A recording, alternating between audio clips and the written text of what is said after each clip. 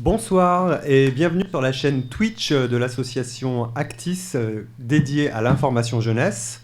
Pour cette première émission de lancement, je commencerai d'abord par présenter l'association, puis à présenter le point information jeunesse Hautefeuille. Nous nous retrouverons chaque mois pour ce cycle d'émissions. L'association donc Actis, à but non lucratif, inscrit son action dans les grands principes de l'éducation populaire et fonde son action sur certaines valeurs, la laïcité, l'éducation à la citoyenneté et le respect des autres. L'association gère en délégation de services publics une quinzaine de centres Paris-Anime dans Paris, et certains de ces centres sont labellisés Information Jeunesse, c'est donc dans ce cadre que notre émission s'inscrit. Bonjour, donc moi je m'appelle Julien, je l'ai redit, et j'anime donc, je suis informateur jeunesse au point information jeunesse Hautefeuille, qui dépend donc du centre Paris-Anime Richard Wright. Donc le point information jeunesse Hautefeuille est situé 19 bis rue Hautefeuille et les horaires d'ouverture sont du mardi au samedi de 10h à 18h. Vous pouvez venir tous les après-midi sans rendez-vous, le matin également, mais plutôt sur rendez-vous. Nous sommes situés donc au métro Odéon pour le point information jeunesse Hautefeuille et au métro Saint-Sulpice en ce qui concerne le centre Paris-Anime Richard Wright. Alors, la vocation du point information jeunesse est de vous accueillir. C'est un lieu d'accueil personnalisé, libre, gratuit, anonyme et sans rendez-vous, même si un petit bémol à ce sans rendez-vous a été placé il y a quelques secondes. Et donc qui s'adresse en priorité à tous les jeunes qui ont entre 13 à 30 ans, même si en fait, en théorie, en pratique, tout le monde peut venir et j'accueille tout le monde. Donc la vocation est donc de vous accueillir, d'être à votre écoute, de prendre le temps de se rencontrer. C'est vraiment un lieu pour vous, pour les jeunes, pour vous poser. Donc c'est vraiment l'occasion de créer un lien de confiance, je l'espère, qui vous permettra ensuite aussi, pour moi, de vous aider dans vos démarches, quelles qu'elles soient, de vous accompagner dans vos projets, que ce soit des projets de travail, des projets d'études, des projets de logement. Vous pourrez compter sur mon accompagnement pour être à votre écoute et être présent à vos côtés. Je suis également là pour vous délivrer une information spécialisée. Je m'appuie pour cela sur un outil qui a été fabriqué par le CIDJ, et on en parlera d'ailleurs encore un peu plus précisément tout à l'heure. Cet outil s'appelle EJBox. C'est un outil très utile, très fiable, qui est mis à jour très régulièrement par une équipe de journalistes. Et donc c'est une documentation spécialisée qui est originale, créée par le CIDJ. Donc EJBox, qui donc permet de vous orienter dans votre parcours universitaire, scolaire, et également sur tous les débouchés professionnels, grâce à des fiches que vous pouvez consulter en numérique. Je peux vous les adresser, elles seront visibles pendant une quinzaine de jours, et également elles sont là aussi sur papier. J'en ai quelques-unes ici, je peux vous en montrer une peut-être. Voilà, sur les métiers de la communication, je ne sais pas si on la voit. On les regardera tout à l'heure un peu plus précisément. Donc, le point information jeunesse que j'anime est là donc aussi pour vous réorienter aussi aux besoins vers d'autres interlocuteurs qui sont plus à même que moi de répondre à vos questions, à votre demande, de vous accompagner dans la recherche d'un stage, d'un job pour l'été, de vous aider sur un CV, une lettre de motivation. On peut même également penser à faire des simulations d'entretien. Le point information jeunesse est également aussi un espace à votre disposition pour pouvoir travailler, puisque en théorie, des postes de travail sont à votre disposition. Nous avons investi ce lieu depuis peu de temps et tout n'est pas encore prêt, mais vous êtes là, voilà, vous pouvez venir travailler ici, avoir un accès à Internet, imprimer, photocopier tout cela gratuitement et évidemment aussi consulter les différentes ressources. Et également, moi je suis là aussi pour répondre à vos questions. Le point information jeunesse aussi permet aussi d'accueillir des événements, on peut penser à faire des projections. On a accueilli dans le cadre d'un projet une comédienne résidente de la Comédie Française la semaine dernière. Une rencontre a eu lieu entre cette comédienne et des jeunes. Donc c'est aussi un espace de rencontre. Donc, nous lançons donc cette année une émission de radio mensuelle avec notre partenaire Nicolas de Radio Grand Paris. Bonjour Nicolas. Bonjour à toi. On ne me voit pas, mais on m'entend. Merci d'être avec nous. Merci d'être là. Merci. Donc, on lance une émission mensuelle qui est dédiée donc à l'information jeunesse, dont le but est de parler des sujets qui vous préoccupent, santé, logement, emploi et autres, culture, vous faire passer des bons plans, vous présenter les dispositifs de la ville qui vous concernent et dont vous n'avez peut-être pas forcément connaissance, mais qui ne demandent qu'à être saisis. Je pense à Paris Jeunes Vacances, Quartier Libre, le Conseil parisien de la jeunesse, le BAFA citoyen. Et donc cette émission est également aussi là pour parler des actions spécifiques qui sont menées par le Point Information Jeunesse Hautefeuille. Je citerai à titre d'exemple le projet par exemple Bande Alimentaire, également le projet 10 heures.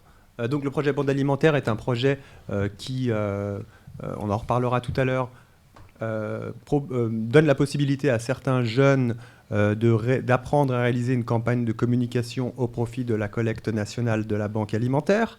Vous avez également le projet 10 heures.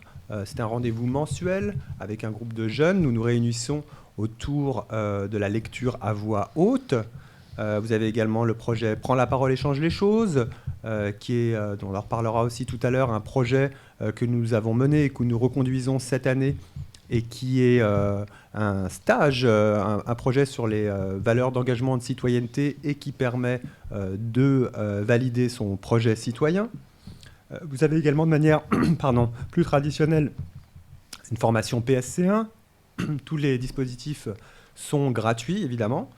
Et puis également, nous sommes cette émission également là pour être en résonance avec les actualités du Centre Paris Anime Richard White. Je pense par exemple au Festival des Cultures Jeunes que nous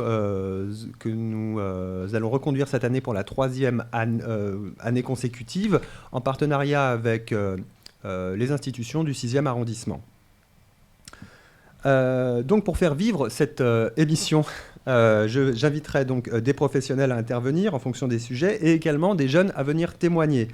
Je profite déjà tout de suite pour vous dire que voilà, si cela vous intéresse d'apporter votre témoignage ou bien alors de parler d'un sujet sur lequel vous êtes engagé, sur lequel vous voulez vous engager, n'hésitez pas à nous en parler et à venir témoigner ou à venir participer. On essaiera en tout cas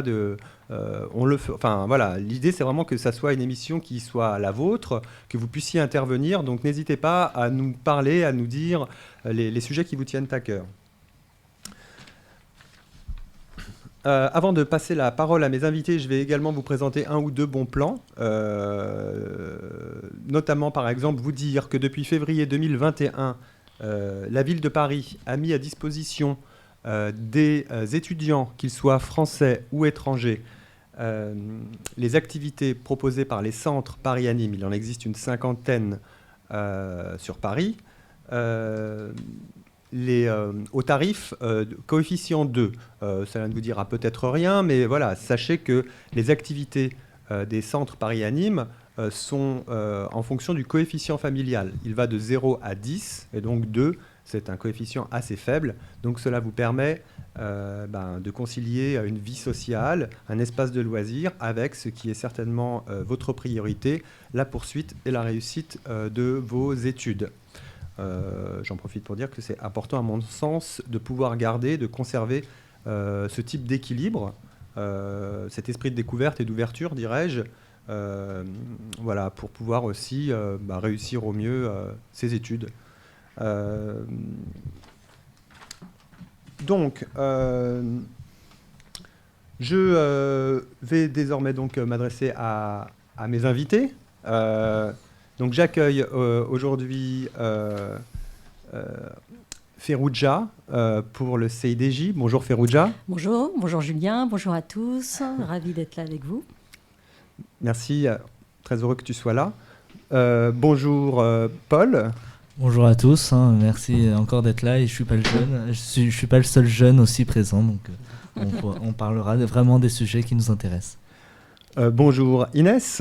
Bonjour à tous et toutes, ravi d'être là également, ravi de parler également de mon expérience et voilà, merci. Et bonjour Saphir. Bonjour à tous et voilà, tout simplement. Alors, nous allons commencer par parler avec Farrugia du CIDJ. Donc, Ferrugia, est-ce que tu peux nous te présenter, nous dire un petit peu quelle est ton activité ? Avec plaisir. Alors, je n'ai pas trop parlé de moi. Donc, je suis Ferrugia. Je travaille au CIDJ depuis quelques années maintenant. Je ne dirais pas le nombre. Donc, le CIDJ... d'ailleurs, il y a des jeunes. Vous savez ce que c'est, le CIDJ ? Oui. Alors, le CIDJ, c'est un centre d'information et d'orientation pour les jeunes. alors, De documentation jeunesse. De documentation. arrête de tricher. Elle était Non, mais mal partie. Votre ancien siège, c'était juste à côté du quai Branly. Mais maintenant, ça a changé. Ouais, elle a suivi. Voilà. Alors effectivement, le CIDJ, c'est le Centre d'information et de documentation jeunesse. Donc c'est une association qui a déménagé ou qui a plutôt emménagé cet été. Donc on a rejoint un super quartier, aussi bien que celui de la Tour Eiffel, 4 places du Louvre. Donc on a rejoint... mais elle sait tout en fait. Pourquoi tu m'as invité ? Ce n'est pas utile que je vienne. Donc on a rejoint effectivement le quartier jeune, qui est le QJ des jeunes, apparemment. Et donc, le CIDJ occupe à la fois, en tout cas une partie du CIDJ occupe le 2e étage. Et donc, c'est un lieu ouvert pour tous les jeunes, parisiens et non parisiens, qui recherchent de l'information. Le CIDJ, je disais, donc, c'est le Centre d'information et de documentation des jeunes. C'est un réseau, donc tu es en quelque sorte mon collègue, Julien.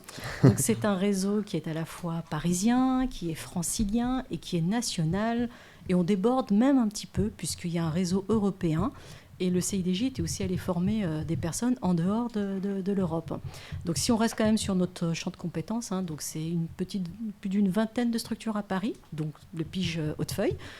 C'est aussi 22 structures dans toute l'Île-de-France et 1300 structures pour l'ensemble du territoire d'outre-mer compris. Donc, s'il y a des auditeurs, en tout cas, il y a forcément une structure information jeunesse à côté de chez vous. Donc, c'est en quelque sorte mon collègue Julien. Donc, ce qui nous lie, en dehors du fait... on est un réseau, et on adhère tous à ce qu'on appelle une charte. Donc, cette charte, elle stipule quelques grands principes que Julien avait d'ailleurs rappelé. La gratuité, l'anonymat, la confidentialité, le côté un petit peu libre. Donc je crois que c'est un petit peu ce qu'on veut nous vous passer. Donc n'importe quel jeune qui passe une structure information jeunesse, il faut qu'il s'imagine que c'est chez lui en fait. Donc c'est un lieu ouvert où vous pouvez venir chercher de l'information sur tous les sujets qui vous intéressent. Donc comme ça, on ne peut pas être plus clair que ça. C'est-à-dire qu'on a forcément une solution, une bonne adresse à vous filer, un bon plan, voilà. C'est-à-dire que la réponse « je ne sais pas », je crois qu'elle n'existe pas trop dans le réseau information jeunesse, on a toujours quelque chose à dire. Donc après, si je parle du CIDJ, donc c'est la partie qui intéressera beaucoup les jeunes, c'est ce volet-là. Donc on vous parle d'orientation scolaire, beaucoup. Qu'est-ce que je peux faire après ma terminale ? On a beaucoup parlé des études de droit, et si ça me plaît, si je n'ai pas envie de bouffer de l'histoire romaine pendant 3 ans, de la Troisième République pendant 2 ans, qu'est-ce que je peux faire pour me réorienter ? Ou qu'est-ce que je peux en faire, en fait, derrière, si je ne veux pas être magistrat, avocat, parce que les lois telles qu'elles sont faites aujourd'hui, ça ne m'intéresse pas. Donc nous, le CIDJ et les structures du réseau, notre job, c'est ça, c'est de vous accompagner vers l'autonomie pour pouvoir aussi vous aider à passer le cap tout seul comme des grands. Donc c'est le logement, c'est bien sûr la santé, c'est la recherche de votre premier job, de votre stage, qu'est-ce qu'on vous met en relation avec des entreprises. Bref, c'est vraiment l'info 360 comme on aime le dire. La particularité du CIDJ donc, à Paris, on est ce qu'on appelle tête de réseau. Donc, pour ce réseau information jeunesse, Julien vous a parlé d'une fiche. Alors, je ne sais pas si on la voit, moi je n'ai pas de caméra. Si, j'ai une caméra. Si on ne la voit pas, c'est pas grave, on m'entend. Donc il y a une fiche, et cette fiche, alors, je vous rassure quand même, c'est peut-être un peu dépassé, mais on a la version web qui est beaucoup plus fun en réalité. La version web, elle est même mise à jour quasi en continu, donc c'est plus intéressant, le web facilite pas mal les choses. Donc ça permet aux professionnels, quand je vous disais qu'on a forcément une réponse, donc c'est un peu la Bible, ça permet à tous les professionnels de se former, de s'informer, pour pouvoir justement avoir une relation un peu plus fluide quand on vous reçoit en entretien. Et pour vous, les jeunes, ça vous permet justement d'avoir un début de réponse à vos questions. On a parlé là, le gros de ces fiches, ça reste quand même ce que moi j'appelle les fiches secteurs et métiers. Donc ce sont par métier ou par secteur d'activité, on vous présente les opportunités de recrutement par région, parce que c'est important aussi de se dire que si en Ile-de-France, je suis intéressée par les huîtres, vous ne trouverez pas votre bonheur ici, mais que je peux le trouver ailleurs, et que à La Rochelle ou ailleurs, il y a aussi une structure qui pourra vous accompagner sur votre projet. C'est aussi de se dire quels sont les parcours possibles. Et là, on part du plus tôt possible. C'est-à-dire que si je veux faire de la communication et qu'il y a des opportunités dès la classe de 3e, le document va pouvoir les décrire. Donc de la 3e jusqu'à des bac plus 5 et même la réorientation, puisqu'on couvre également le volet, ce qu'on appelle formation professionnelle, formation continue pour les personnes qui ont quitté un petit peu le système scolaire. Donc le CIDJ, Julien le disait, donc il y a une équipe de journalistes et de documentalistes, parce que pour avoir toute cette info à jour, il faut pouvoir aller la dénicher. Et donc on a des veilleurs, donc des personnes pour qui c'est le job d'être en constant en veille pour aller chercher cette information et pour pouvoir vous la fournir le plus tôt possible et la retranscrire pour que vous puissiez bien la comprendre. Alors on essaye d'être... on est pas mal quand même, on est assez bon là-dessus. C'est aussi un site internet, donc cidj.com, sur lequel vous pouvez trouver des offres de stage, des offres de job, des offres d'alternance, mais vous pouvez également accéder à toute l'offre événementielle partout en France. C'est-à-dire que vous êtes en vacances à Marseille, vous dites tiens, si je pouvais profiter utilement de mes vacances, je pourrais aller voir le CIDJ de Marseille et voir s'il n'y a pas un petit forum métier ou un petit forum alternance ou job d'été, pourquoi pas. Comme ça, je ne perds pas mon temps. Voilà ce que je pouvais en dire. On labellise donc toutes les structures. Je disais... on est tête de réseau. Je tapais sur les doigts de Julien. J'ai fait l'inspectrice en arrivant en me disant voyons voir si la structure elle est aux normes pour pouvoir être labellisée. Je vous rassure, vous pouvez venir au pige d'Hautefeuille, il y a tout ce qu'il faut pour vous recevoir et vous accueillir et vous accompagner. Merci, Fervouja. C'est vrai que tu as répondu à peu près. Alors, je peux compléter, je peux encore en rajouter si tu veux. Ouais, bien sûr. C'est aussi un lieu ouvert, donc le QJ, donc n'hésitez pas, on n'est pas tout seul. Oui, effectivement, on n'est pas tout seul, donc ça c'est aussi important. Quand on parle de l'info à 360, tout seul on va peut-être plus vite, mais à plusieurs on va beaucoup plus loin. Et donc je crois que c'est un petit peu l'esprit de ce nouveau lieu. Donc au CIDJ, c'est un lieu qui est ouvert. Vous pouvez venir tous les jours, du mardi au samedi, à partir de 13h, c'est sans rendez-vous. Et donc d'emblée, vous avez la garantie d'être reçu en entretien par un conseiller. Et comme je vous dis, on ne travaille pas tout seul, c'est-à-dire que vous pouvez très bien vous dire, tiens, je vais rencontrer un conseiller, et puis au détour de cette rencontre, je m'aperçois que j'ai un problème de droit. On en parlait, Saphir. Ouais. Tac, on sort de cet espace, on va dans un autre espace, ou plutôt dans un autre quartier, juste à côté, et on rencontre un juriste ou un avocat qui est spécialisé. Et puis, tiens, c'est vendredi, je sortirai bien ce soir. J'ai pas de thune. Et c'est pas grave, puisqu'il y a le kiosque jeune qui est là, qui propose des invitations gratuites. On a aussi pour des spectacles, pour du sport, des concerts, etc. Dans la même occasion, c'est de se dire, je partirais bien, quoi. Je me casserais bien de chez mes parents. Tac, il y a le Clash qui est là. Voilà, en preuve. Ça y est, il y a le Clash qui est là pour proposer un accompagnement sur l'offre de logement. Puis au passage, on peut faire un petit test de dépistage, quoi. Pour le Clash, c'est ça ? Ouais. Et le Clash, c'est que pour la région francilienne, Île-de-France, ou c'est aussi pour toutes les régions de France Alors, le Clash qui est au CIDJ dans QJ, c'est le Clash de Paris. Donc, il va essentiellement informer sur ce qui se passe à Paris. Il va pouvoir déborder sur l'Île-de-France. Mais c'est un peu comme le CIDJ, le réseau information jeunesse, c'est aussi un réseau. Donc, le Clash, ça existe partout en France. Donc pareil, si le projet c'est de déménager à Marseille, j'aime beaucoup Marseille, mais j'aurais pu dire Lille, c'est pareil. Il faut aller aux Criches de Lille, il faut aller aux Criches de Marseille, ou en tout cas, ils ont aussi des sites web qui sont assez fournis. Et sur leur site, on peut retrouver l'ensemble de ces partenaires. Et parfois, ils sont un peu plus dynamiques, pas que nous, mais dynamiques tout court. Et sur leur site, on peut aussi trouver des offres. Parfois, il y a des offres de logement qui sont sur les sites de ces criges. Donc, let's go, quoi. CRIG. CRIG, Centre Régional d'Information Jeunesse. Okay. Donc, le CLASH, c'est ça? Alors, Comité local pour le logement et l'autonomie des jeunes. Ok, CLASH. Clage. Ah oui, d'accord. Clage. On adore ça, nous, les clash, pige, sige. Moi, je voulais juste vous poser une question.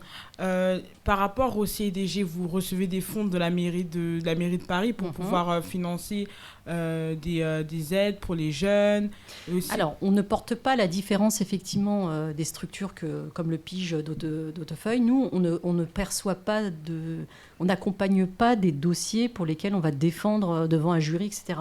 La ville de Paris nous soutient, je les remercie grandement. Ouais. Ils nous hébergent en plus, donc c'est pas mal. En tout cas, ils nous ont permis le relogement, donc je suis assez contente. Mais on peut vous accompagner, on peut travailler avec vous sur le montage de projets. J'en profite, je fais une aparté. Le CIDJ a aussi ce qu'on appelle un incube jeune. Et donc, effectivement, c'est fait pour ça. C'est-à-dire qu'on a des professionnels qui vous accompagnent sur le montage de vos projets. Le montage de projet, c'est pas juste aller chercher l'argent, parce que 90% des jeunes, ils arrivent avec cette demande. J'ai un super projet, mais j'ai pas d'argent. Alors oui, avant d'aller chercher l'argent, on va déjà creuser si le projet est viable, on va sur de la méthodo, etc. Donc cet incube jeune, il permet ça. Gratuitement, je le précise. Donc, c'est avoir une petite initiation à ce que c'est que la méthodologie de projet, comment je m'y prends, par quoi je commence. Si je dois monter un business plan, comment je fais, par quoi je commence. Si je dois aller chercher des fonds, comment, où, avec qui. Donc, l'Incube Jeune, c'est ça.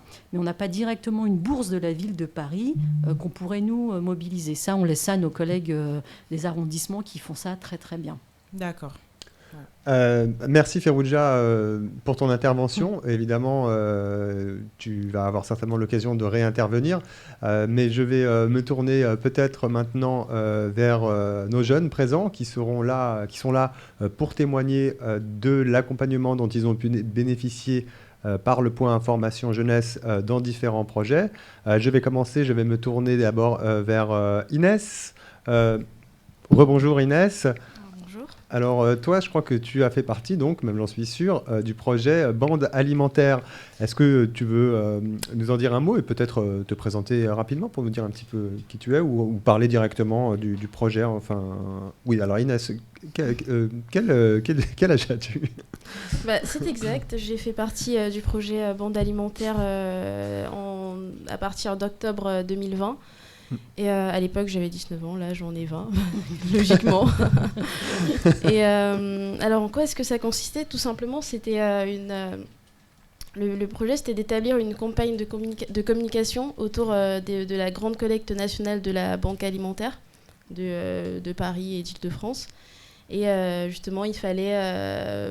tout le processus, dès la conception, c'était vraiment comme la création même d'un projet pur et simple. C'était vraiment tout le début, les réflexions très abstraites jusqu'à la mise en place de tout ce qui avait été réfléchi, tout ce qui avait été pensé, proposé et autres.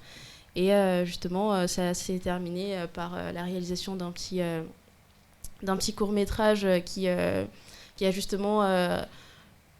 qui a justement montré tout ce qui s'est passé dès justement la conception du projet et jusqu'à sa réalisation, jusqu'aux collectes, les personnes qu'on a rencontrées, les personnes avec lesquelles on a pu s'entretenir justement sur la collecte nationale. Comment tu as vécu ce projet ? Qu'est-ce qui t'a apporté sur le plan et sur quel plan Alors, comment est-ce que j'ai vécu ce projet ? Déjà, je l'ai très bien vécu. C'était une très belle expérience personnelle et sur d'autres points également parce que ça a pu m'apporter justement une vision professionnelle, on va dire, sur certains aspects, parce qu'une campagne de communication, j'en avais jamais faite. Je fais des études de droit, on en a parlé en large et en travers. Je pense qu'on en parlera encore peut-être. Mais c'est quelque chose que je ne rencontre pas forcément dans mon domaine d'études. Et justement, de conceptualiser de A à Z une campagne de communication sur un sujet que je ne connaissais pas à l'époque, parce qu'avant ça, je ne connaissais pas non plus la grande collecte de la Banque alimentaire. Et ça m'a permis justement de découvrir à la fois d'apprendre des compétences, des skills, comme on dit de nos jours. Et quand on parle de skills, c'est quoi ? J'ai pu procéder à des interviews, j'ai pu faire des rédactions, j'ai pu gérer un site internet ou réseaux sociaux. Bon, on sait que de nos jours, c'est l'ère des réseaux sociaux, tout se passe sur le numérique et sur le web, comme disent certains. Et donc c'est ça qui est cet aspect professionnalisant justement, et aussi l'aspect social, bien évidemment, parce qu'on rencontre des personnes qu'on n'aurait pas été amené à rencontrer autrement. Et c'est aussi un mix de personnes, de personnalités différentes, de façons de penser différentes, et autour d'un même sujet et d'un même projet qu'on crée ensemble et qu'on fait vivre et qu'on porte tous ensemble et tout ensemble aussi, et qui à la fin on se retrouve fiers en fait de ce qu'on a fait et de comment est-ce qu'on l'a réalisé. Donc voilà, ça m'a apporté plein de choses positives, dont de la fierté également d'avoir participé à ça, parce que c'est pas rien, et franchement c'était fort agréable, fort intéressant aussi. Je te remercie beaucoup de ton beau témoignage, Inès. C'est très chouette tout ce que tu nous dis. Mais évidemment, tu vas avoir l'occasion de à nouveau t'exprimer. Je vais peut-être passer la parole à Saphir pour que... Bonjour Saphir. Rebonjour. Bonjour Julien. Rebonjour. Bonjour tout le monde, et à tous nos auditeurs, bonjour. Alors toi, tu as fait partie... tu as pu... Est-ce que tu peux nous dire comment tu as pu être accompagné par le point information jeunesse, notamment peut-être dans tes démarches peut-être universitaires, dans ton parcours? Oui, alors il faut savoir que moi, le point information jeunesse, je le connaissais depuis que j'avais 14 ans, mais c'était dans ma ville de là où je réside, Massy.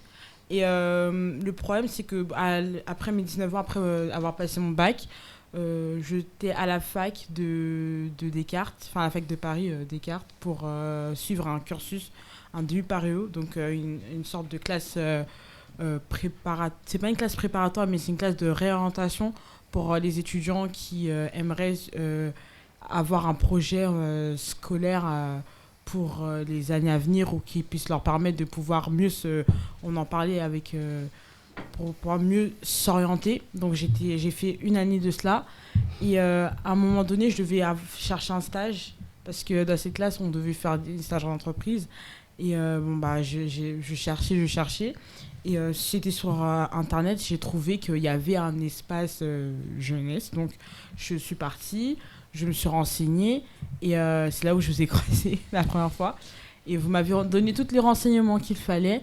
Et de là, on a commencé à peaufiner par rapport à mon CV, à voir ce qui allait pas. C'est vrai que c'est vraiment important.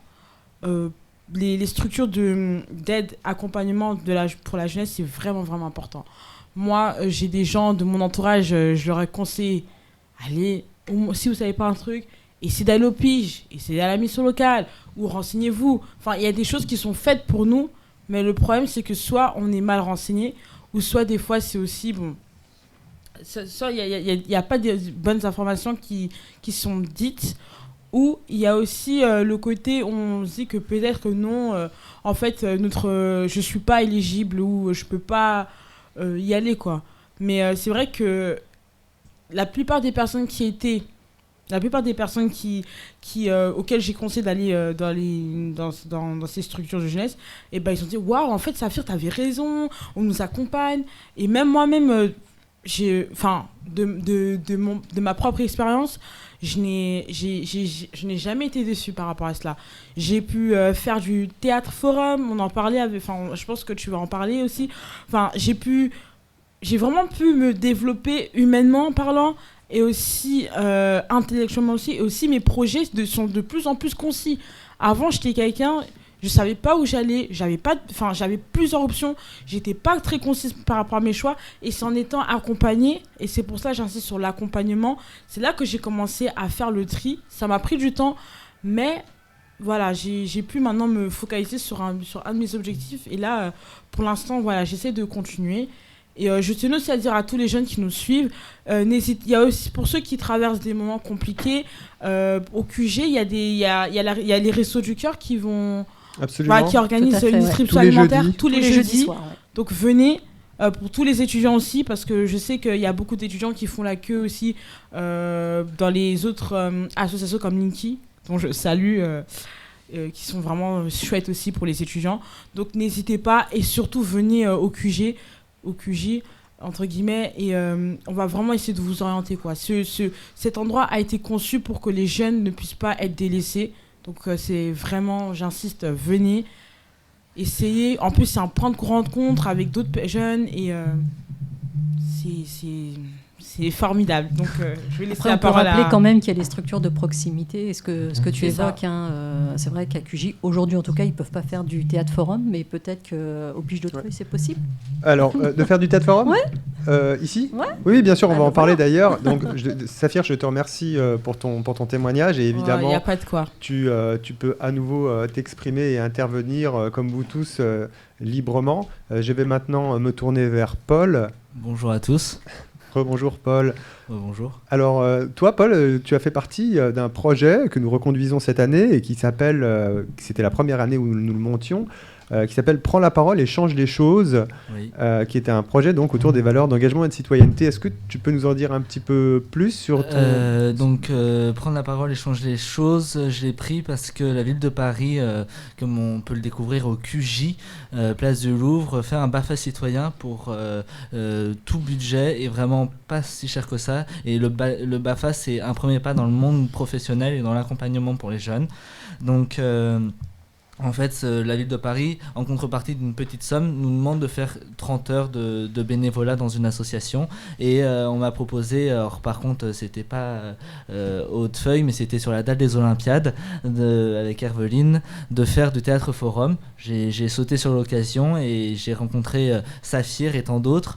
On est encore en lien et le théâtre forum, ça permet aussi de sortir de Bérénice et de Roméo et Juliette pour parler du théâtre moderne ou même des faits modernes. On a parlé de l'homophobie, du racisme anti-vieux, on a parlé des contrôles aux faciès et on a aussi parlé des lenteurs de la justice. Voilà, mais tout ça vous le verrez aussi au QJ et le QJ me touche particulièrement, comme tout le monde l'a dit ici sur cette table.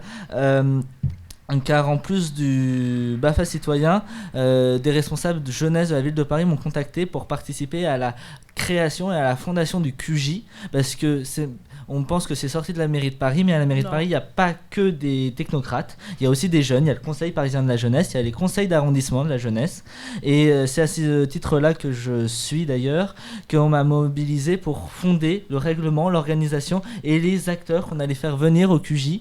Donc alors, il y a évidemment les centres d'information et d'emploi, il y a aussi les entretiens psychologiques, c'est le gros sujet en ce moment, de la précarité psychologique des étudiants, en plus des aides gouvernementales. Il y a aussi un café qui va ouvrir, bon c'est peut-être pas la période idéale, mais au pied de la mairie du 1er arrondissement, qui est assez belle architecturalement d'ailleurs. Il y a un café du QJ qui va ouvrir et les bénéfices reviendront aux associations et aux acteurs du QJ.